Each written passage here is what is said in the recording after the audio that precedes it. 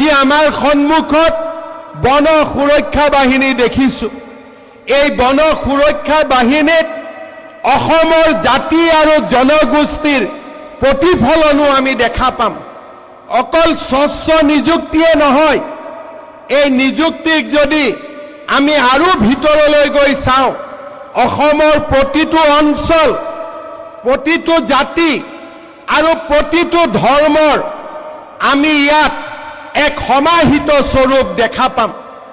কিন্তু অসম আৰক্ষী আৰু অসম ফৰেষ্টত 2001 চনৰ পৰা 2014 চনলৈ যি নিযুক্তি হৈছিল, সেই নিযুক্তিত আমি এটা বিশেষ সম্প্ৰদায়ৰ প্ৰাদুৰ্ভাৱ দেখা পাইছিলোঁ।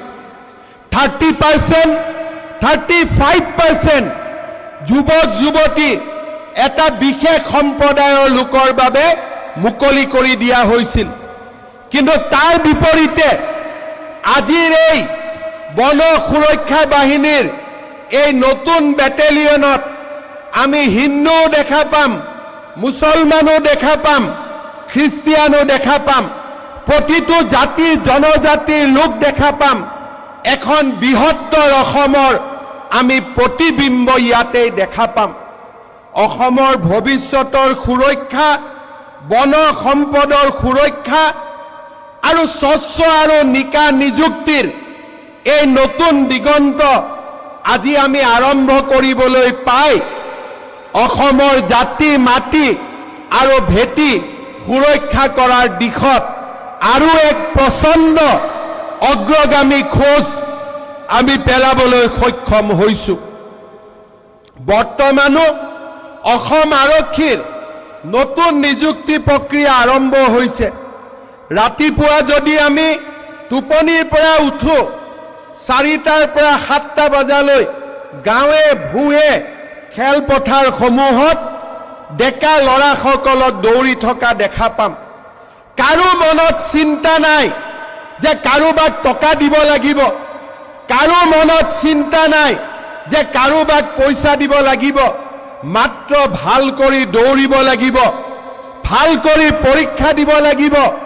আমাৰ ভৱিষ্যত আমি নিজে অংকন কৰিম। আমাৰ ভৱিষ্যত টকা পইচাই অংকন নকৰে, আমাৰ ভৱিষ্যত আমি নিজে অংকন কৰিম। তেনে একচাম সাহসী আৰু শক্তিশালী যুৱকে আজি অসম পুলিচত নিযুক্তিৰ বাবে প্ৰযত্ন কৰি আছে। অহা অক্টোবৰ মাহত অসম পুলিচৰ নিযুক্তিৰ প্ৰক্ৰিয়া আৰম্ভ হ'ব আৰু 10 মে তাৰিখে আমি এই নতুন নিযুক্তিৰ প্ৰক্ৰিয়া আমি সমাপন কৰিম। তাৰ লগে লগে মই ইতিমধ্যে বনমন্ত্ৰী চন্দ্ৰমোহন পাটোৱাৰী ডাঙৰীয়াক কৈছোঁ যে আজি আমি 940 গৰাকী নৱনিযুক্ত ফৰেষ্ট গাৰ্ডৰ আজি আমি ইয়াতে পাছিং আউট পেৰেডত উপস্থিত আছোঁ। অহা ফেব্ৰুৱাৰী মাহৰ ভিতৰত আৰু 600 নতুন ফৰেষ্ট প্ৰটেকশ্যনত নতুন জোৱানক নিযুক্তিৰ প্ৰক্ৰিয়া আমি আৰম্ভ কৰিব লাগিব, যাতে প্ৰতি বছৰে আমি এনেকৈ এচাম নতুন যুৱকক অসম ফৰেষ্ট বেটেলিয়নত আমি আদৰণি জনাব পাৰোঁ। সকলোকে আকৌ এবাৰ অভিনন্দন জনাই মই মোৰ বক্তব্য সামৰণি মাৰিছোঁ। ধন্যবাদ। জয় হিন্দ, বন্দে মাতৰম।